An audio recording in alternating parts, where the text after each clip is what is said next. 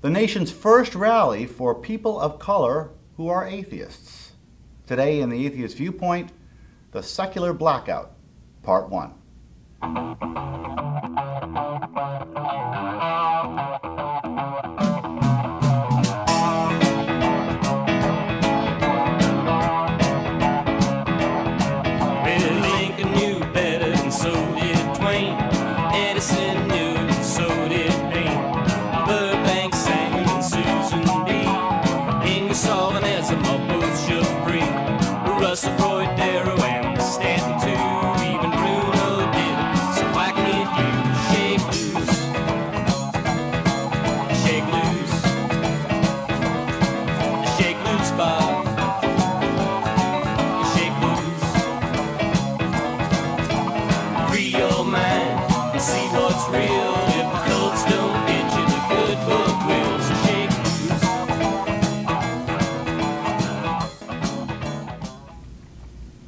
Hello, I'm David Silverman, President of American Atheists, and thanks for joining us today. The Secular Blackout was the first ever atheist event geared toward people of color. And it happened in New York just a couple of days ago, and American Atheist was there. American Atheist was a major sponsor of the event. And we were all there, and we had some great opportunities to gain some great interviews from people of color within the atheist movement. Today on the Atheist Viewpoint, we'll be looking at part 1 of those interviews. So, I'm here talking to Jamilah Bay. Hi, Jamila. Hello, David. It's a pleasure. Great. Thanks for talking to me. So, tell me a little bit about this event and why you're here. Black Non-Believers of Atlanta and Black Atheists of America, for the first time in history, decided to have a Black Atheist rally, and I thought that was an awesome idea. I thought that was a wonderful thing to do, particularly in this era of over-religioned politics, to invent a word that doesn't exist. For me, this is a political act. I'm showing up, I'm supporting, and I'm very glad they did this. Yeah, I'm glad they did it too. Why do you think it's important to have events just for black people? Well, I don't particularly think it is important to have events just for black people, because that's exclusionary. Everybody's welcome. I think it's important that a larger secular movement sees that there are African Americans who put on events and do things, and everyone's welcome, and to have a good time. Sort of expanding your mind, looking for speakers you might not have used before, someone who you don't know of them, but they have an audience, they have a voice. So that's important. Anything that's going to get more eyes and different eyes brought to who's in this movement and what are our concerns, that's only a good thing. So tell me a little bit about what your concerns are. That's a good one. I'm deeply concerned at the way the tax structures benefit religion. I think that's important when you look at communities that have no investment in them, but they've got plenty of tax-exempt churches in places where their schools are poor. That's a big issue for me. I also really am concerned, sickened, and terrified at the fact that our politicians are giving exemptions, religious exemptions, to hospitals and whatnot. I live in an area where Catholic hospitals are about to be the majority, and we know what that does to women's health. We know what that does to a woman's choice, not just in whether or not to carry a pregnancy to term, but how she's going to deliver, whether she's going to induce, when she's going to induce. These are things that affect me, and they affect my body, and they affect my life, and they affect the lives of my sisters, they affect the lives of my friends, and I have to be aware of that. I have to speak out about that. Those are my issues. That's the tip of the iceberg. We can get to, privileging and words and government oaths or whatever. That's on the list, but it's right now the stuff that's killing people in some cases. That's what I'm looking at. So were you always an atheist, or did you used to be religious? How did you end up as one? I was always an atheist. I tried to pretend. I tried to buy religion, but it never made sense to me. I never saw any proof of it. So I guess I was born an atheist. I pretended for a while, and I went back to the default setting. What religion did you grow up in? I was raised Roman Catholic, and yeah, it seems like everybody I went to school with either is an atheist or is pretending to not be an atheist. Did you go to Catholic school? Oh yeah, even through college. With the exception of 6, 7, 8, every grade I was in school or university was Catholic. Yeah, it seems like Catholic school kind of has a reputation for turning people into atheists. Would you say that's true? Absolutely. Catholic schools do teach you to think, and they do teach you to be critical. And, you know, if you're a Catholic child and you've only got one sibling, or you notice your Catholic friends who only have one sibling, it becomes really obvious that Catholics aren't adhering to their doctrine, but they do have good schools. And for the most part, they do have wonderful hospitals. I just am worried about the encroachment on my right to be treated in a way that's not in accordance with what the Pope is sending out of Rome. So why do you think people tend to care so much about the appearance of being religious if they don't really believe it? I wish I knew. I guess as a kid who never fit in, I learned to be different and enjoy flying my freak flag. But, we are group animals. We are pack animals, and our group identity in some cases supersedes the importance that we hold for our own identity. And that group identity, particularly when you look at African Americans, is believed outside of the group. So it becomes a story that you want to make sure it's true. It's a good story. There's nothing wrong with being a God-fearing, faith-based people. So when those folks who might be interested in thinking a different way let themselves be known, there is a very real risk that they'll be shunned, they'll be dismissed, their group identity will be taken from them. She's not black, she's an atheist. I've heard that a number of times. And it's hard. It's hard for anybody coming out, but it's also necessary. And you find that there are a lot more of us than you think there are. And in terms of people who actually believe that there's an invisible man in the sky who, if you ask hard enough and in earnest enough, he'll rescue your baby from a burning building. The people who actually have that kind of faith, those folks, they're a slight minority of any of us, and those are the people who should be, trying to justify their numbers, and not us. We're far bigger than any organization is giving credit for us being. Yeah, I agree. So I think it goes without saying, but I'm going to say it anyway, that you're a great role model for this community, and I really appreciate you taking the time to talk to me. Well, I also role model for girls as well as boys, who I'm sure you're referencing. But yeah, I thank you. It's a humbling thing to consider. I'm just a loudmouth who's not going to shut up when I see something wrong. Okay. Well, thanks very much for talking to me. And this was Jamilah Bay. Thanks very much. Thank you so much. People were asking me, well, who are you all? I mean, you're black atheists, non-believers. Thank you. Who are you? I'm going to, for all of you all that are curious, I hope, maybe straddling the fence or don't quite know who we are. I hope I speak for the majority when I explain who we are exactly.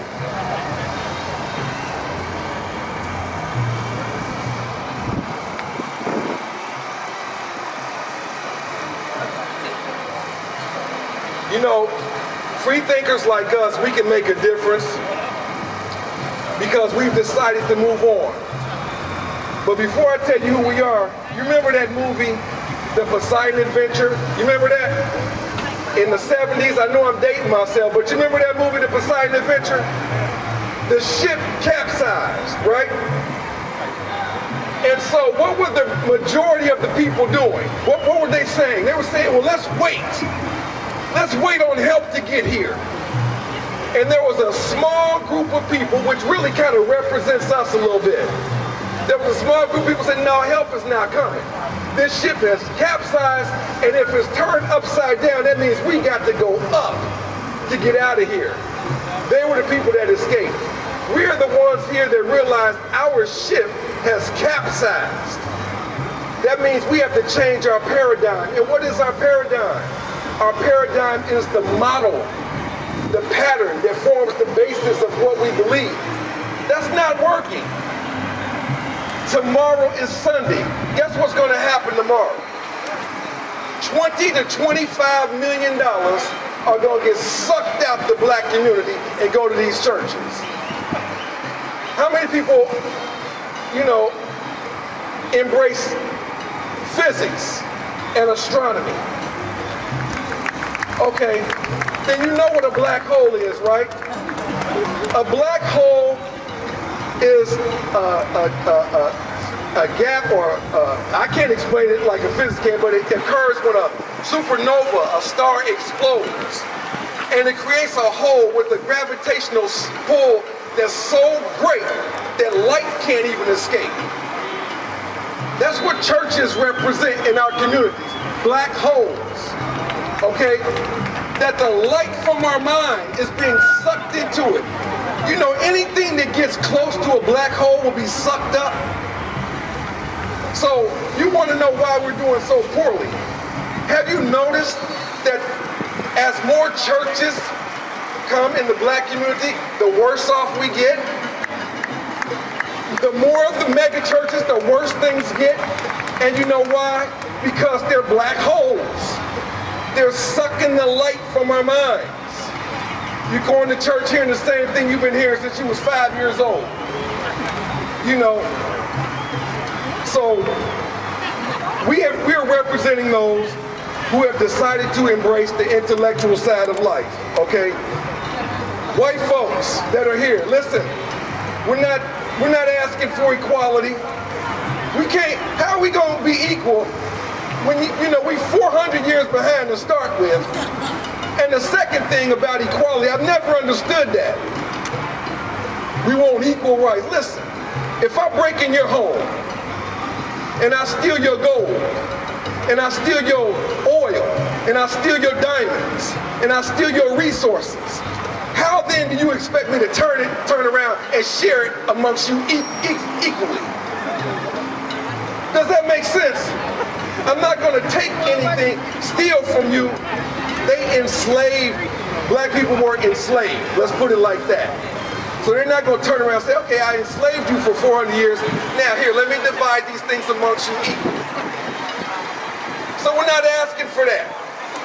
We know, the black folks that you see here in this event tonight, today, we know that it's on us to make a change. We know that. Okay, can you tell me your name and the organization? My name is Marissa Langseth. I am from the Philippine Atheist and Agnostic Society. I am the founder and the chairwoman. Okay. Thanks for speaking with me. I appreciate it. So tell me a little bit about religion in the Philippines and why you started this organization. Religion is very, very strong in the Philippines. In fact, it's very influential. It is getting into our politics and LGBTs and women's and everybody's rights. I think Patas is still at its fledgling stage right now, but we hope to put a dent in the religious landscape of the Philippines. It is very strong. It's like 80 to 97%. They remain religious until now. So in short, they're still in the Bronze Age. Yeah. What religion are most people in the Philippines? They are mostly Roman Catholics. Okay. And of course Christianity, but they have so many sects. And of course they are mostly money-making in the Philippines. Why do you think religion is so influential there? It is very influential because we were enslaved by Spain, by the white people, so-called, they say, because we are in the rally and they're talking about that. We were under them for 333 years. So that is why they have a very good grip. So traditionally, everybody is like Catholic or Christian in the Philippines. I used to be Christian. I used to be Catholic. Yeah. How did you end up becoming an atheist? Well, when I discovered science in grade 5, I became a skeptic. I was one of those who ask questions all the time, and nobody can answer my question. But you know, in the Philippines, you have to be like them. You know, you have to conform with the society in order to be accepted. But when I came to America, I've always been asking questions, and really, I am a humanist by heart ever since, and then I just became an atheist. So what label do you use mostly? Do you call yourself an atheist or a humanist first? I call myself militant atheist. You know why? Because I founded PATAS. Otherwise, if you are just an atheist or a humanist, you cannot really found anything that we would want to make a difference in the Philippines. So I call myself militant atheist. It's interesting that people use the term militant atheist. I mean, obviously, it's not that we take up arms the way a military does. So, what kind of activism do you do? Well, for me, militancy is just being active, just like what you said, just being active and being an activist and educating people and trying to really make a difference in our society. We cannot be apathetic or how do you call this, atheist. We cannot be in that position, otherwise there'll be no change. We've tried that before. A lot of organizations in the Philippines tried that. It did not work. So this is the reason why I founded PATAS, for atheists and agnostics. But believe me, a lot of people are coming in, they like our mission and vision. They are humanists and they are, some even are theists, but they like us, so they join us. So give me an example of some of the activities that you've done to make a difference and to educate people. Okay. We have humanistic activities. We fed a few people during the flood. We were able to donate a lot of clothes and food to a community where they were like burned victims. So we're able to do that. We had 2 conventions already. Oh, okay, great. One last year in Manila, and the latest one in June for the Asian Humanist Convention. So we have 2 already. And that is actually just to invite or make a come on to people to come out. I hope they will. It's a platform for people to come out. Do you think there are a lot of atheists in the Philippines who are just still in the closet? I am sure. You know why? There are a lot of LGBTs in the Philippines and a lot of LGBT advocates in the Philippines. But being an atheist is like a stigma, so nobody really wants to come out. But I am sure there are a lot. Okay. Well, is there anything else that you'd like to add? I thank I am a member. I'm an active member of the American Atheists and a lot of organizations in the USA, and I thank you very much for this opportunity. Okay, thanks. We were talking with Marissa and really appreciate your time.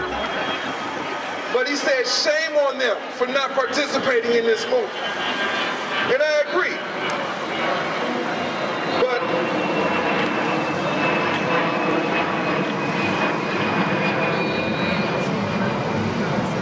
one of the greatest things, one of the worst things I should say, is great in a negative sense, that happened to black people was when they told us to lean on the Lord, put all your problems, put your trust in God, and He'll provide all of your needs. You know what that did? That took us out the game.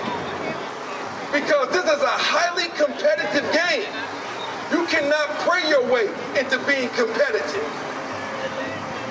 The point you made about basketball, we're scoring points for the other team right now.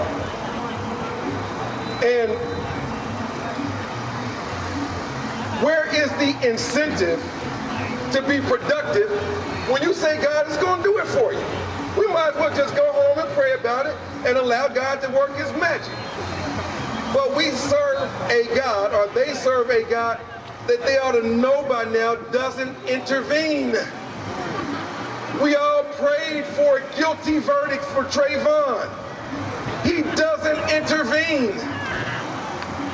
If there is a God, and I'm quoting somebody else, and I can't remember who it was, then us moral people, us intelligent people, we have an obligation to hunt his ass down and kill him. Because he's foul. Listen, if he has a personality, then he's foul. If he has a personality. Now, if you want to claim, well, how did all this get here? Well, now you're talking physics. Ask a physicist that. Don't ask a preacher that. Physics is the interconnection between matter and energy, okay? Described by the laws of physics. So, you know, that's a question for the physicists. But now if you're talking about, you know, life, I think one of the speakers said there are some things that we never know, but I subscribe to creationism. To evolution. It's a 150-year theory that has yet to be disproven. And if you really understand it, that you didn't come from a monkey, if you really take the time out to read about it and understand it before you judge it, you would know that, Steve Harvey. But, as you know, who are we? We're too humble to think that a God is specifically blessing us with personal favors. You see that field of grass out there? That's like one blade of grass out of trillions, thinking that it's entitled to receive more sunlight and rain than the blade of grass sitting right next to it. That's crazy. This is an exercise in insanity. Listen.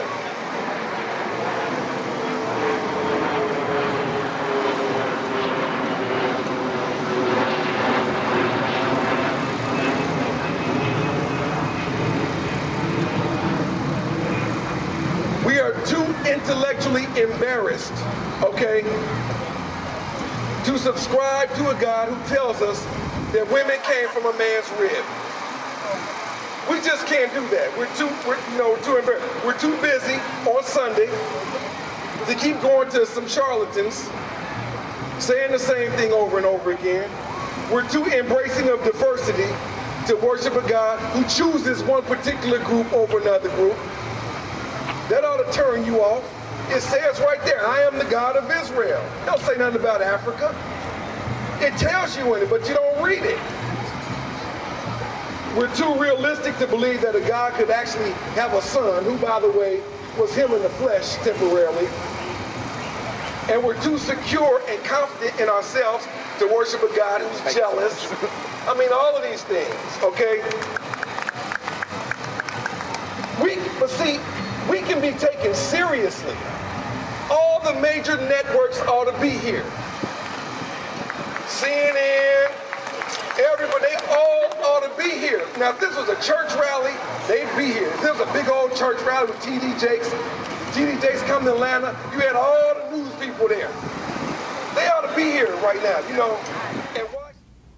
So we hope you enjoyed those first few interviews from the Secular Blackout. I was certainly thrilled to be there. My entire staff had a great time. And stay tuned next week for part 2 of the Secular Blackout. Until then, we'll see you on Atheist Viewpoint, where reason reigns and reality rules.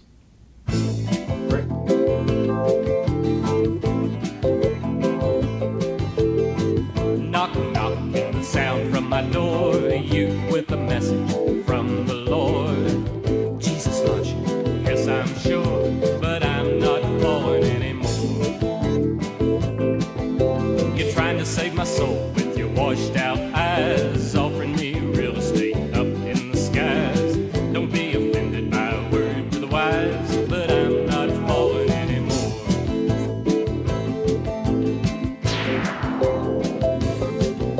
I've read your Bible and read it well. I've heard all the stories the preachers tell. What kind of sadist would create a hell? I'm not falling anymore. Can't you get free from the jail inside? You sold your own mind for a place to hide. Break your slave chains and cast them aside. Freedom's knocking at your door. Half of the world is starved and ill. Their bellies go empty while your coffers fill. Our land is bleeding and the wounds won't heal, and I'm not falling anymore.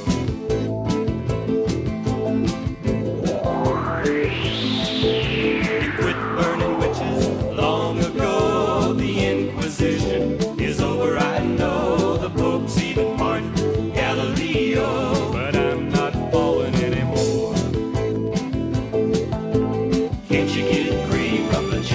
inside. You sold your own mind for a place to hide. Break your slave chains and cast them aside. Freedom's knocking at your door.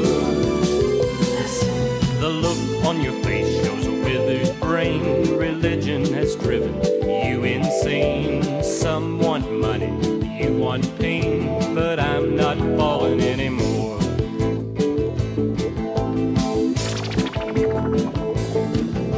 You ask if I'm happy, yes I am. I think for myself, I've learned to stand. Kneel if you want, I don't give a damn, but I'm not praying anymore.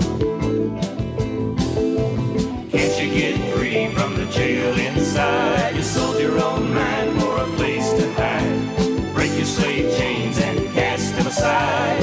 Freedom's knocking at your door. I wish I could free you from your cell. You disdain life and you're scared of hell. They've indoctrinated you quite well, but we're not falling anymore.